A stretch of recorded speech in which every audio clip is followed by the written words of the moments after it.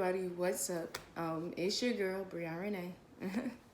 But no, first things first, as you guys just seen, you technically just met my two long time like friends since middle school, like close friends since middle school.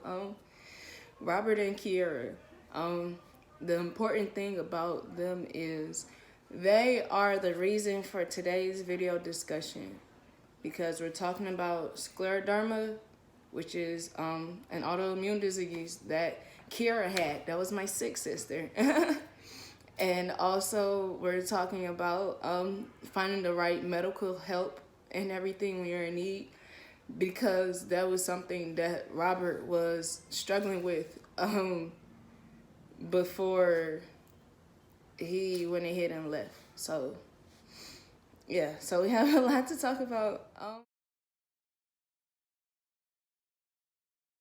Okay, hey everybody. So, let's go ahead and let's talk about scleroderma.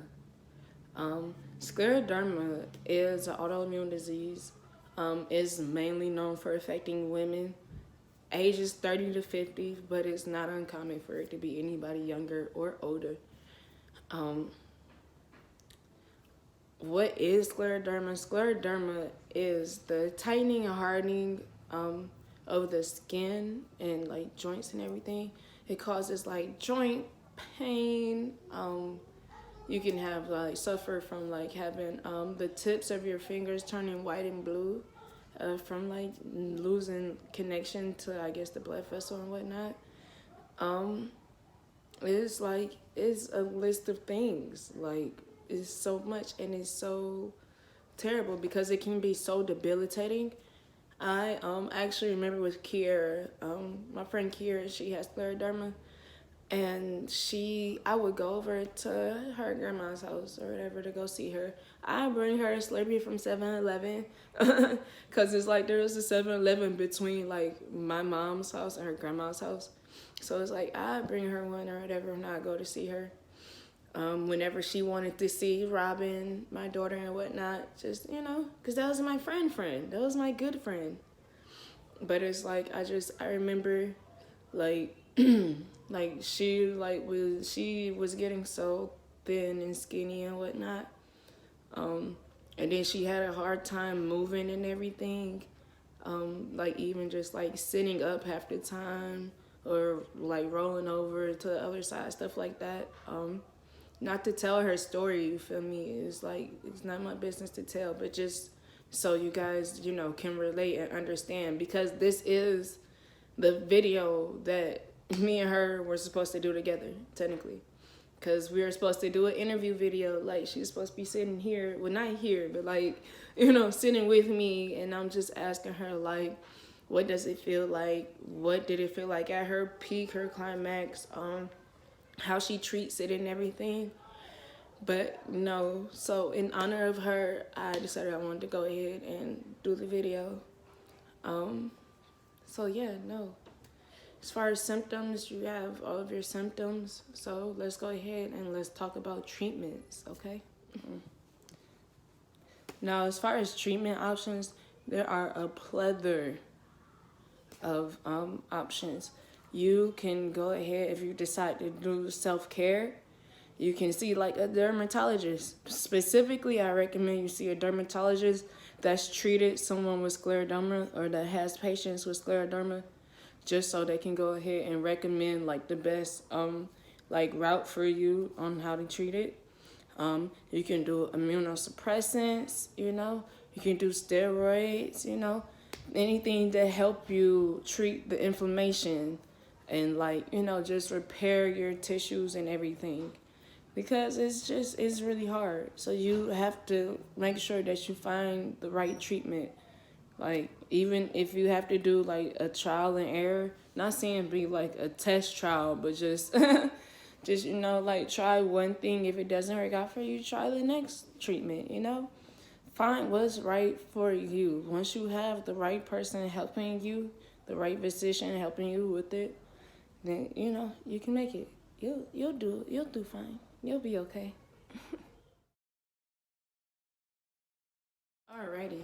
So Now let's talk about the next part of this video. Let's talk about how to find the right help, you know, because that is so important, especially living with a chronic illness that comes with invisible symptoms. It's like, it's so hard just trying to get people to understand. It's like you're trying to explain what you're feeling, what you're experiencing, what it feels like, what it, makes you feel, how it makes you feel and stuff. And like from the outside, people looking at you like you look normal. Like you don't look like you're in that much pain. Like what? And it's like, no, like I really am in that much pain. It's just I'm used to dealing with it. I know how to, and then that's it. It's like people don't understand. But that's why it is so, so, so important to find the right help. Gotta find the right help. How do I find the right help, or how do I pick my doctors and whatnot? I just get really specific with my, like, what is it, demographics? I think that's the word I'm looking for. Brain fog. But yeah, no, like I just like, cause I like to look for a doctor that can like relate to me, that that will be able to see themselves in me more so. So with that being said, like I try to ask specifically like if I can like have an African American doctor, even more specifically a female doctor. And it's like, it's not that I'm racist, and it's not that I'm biased like or anything. It's just I want to get as close to me as possible, just so I can, and like this, just so I like my physician, hopefully can like put themselves in my shoes, or at least they like will be more willing to like understand what I'm going through and be more willing to help me,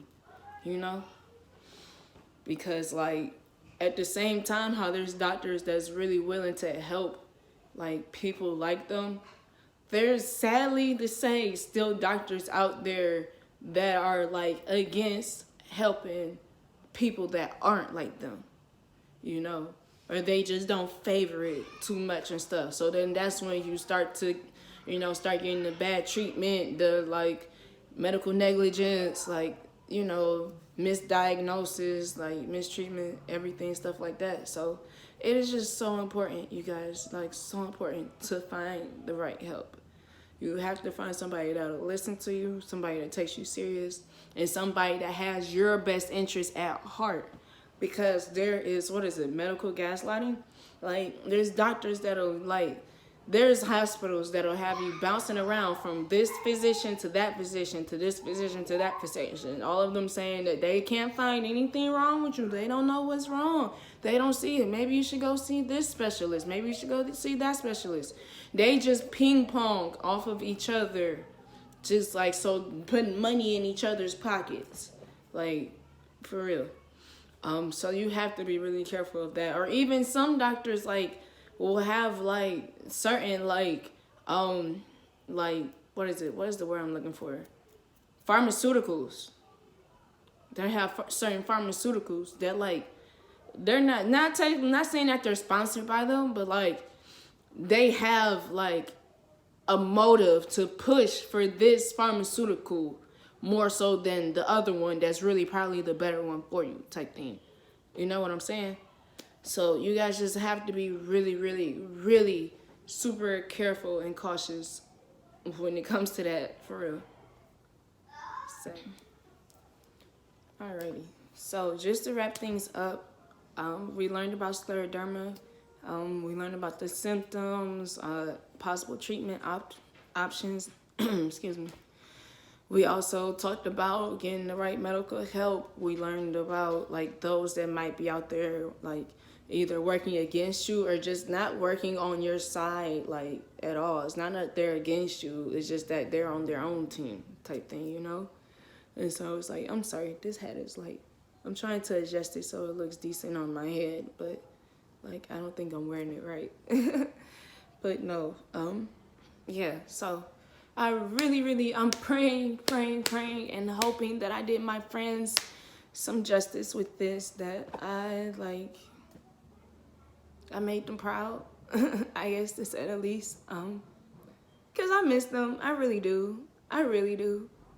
Like, I've been like crazy enough. I've been texting them. Even though their numbers, like their iMessage is green bubble struggle now.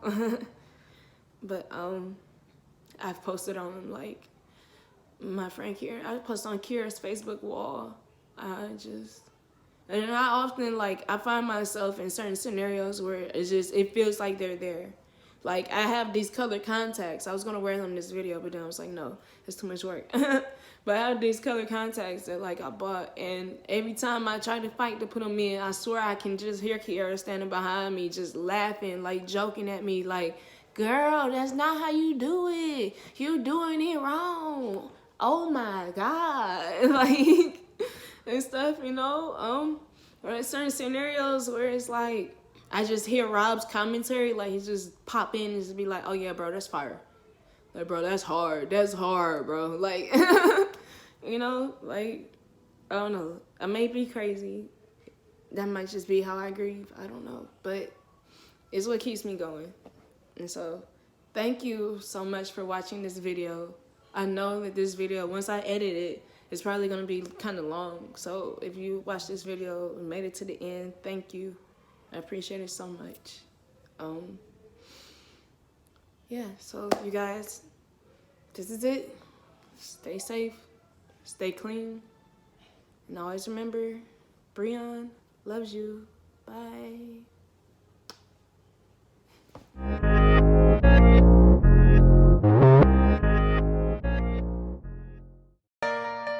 Let's get it. Yeah, they call him Big Breezes.